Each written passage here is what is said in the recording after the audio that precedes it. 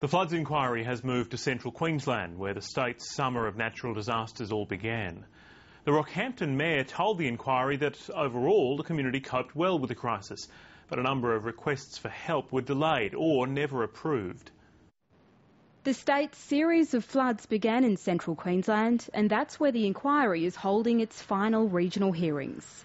Rockhampton was in flood before anything occurred in the southeast corner, and was still in flood after the southeast corner was in clean-up mode. Police told the inquiry there was no loss of life or serious injuries, and now the community is recovering.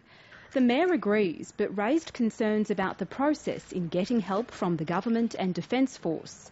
Brad Carter says Emergency Management Queensland initially rejected his request for flood barriers because it would cost $20,000 to deliver the equipment. Which I thought was not an appropriate comment to make when you consider that we were talking about protecting valuable property and lives. The barriers eventually arrived in time for major flooding in January to help protect the vital airport control tower from extensive damage. Mr Carter says he also asked for a specialist army vehicle to help move residents out of flooded areas, but that was knocked back and other requests were delayed. We actually had a senior representative of the Australian Defence Force with a set of keys in his hand sitting in our local disaster management group.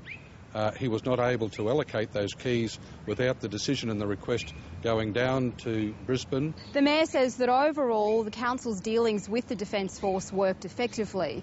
He says the issue of using an army vehicle to evacuate residents was isolated, but felt it needed to be highlighted. The inquiry also heard from residents of Theodore who were flooded twice in a year. They want more weather gauges in the small town.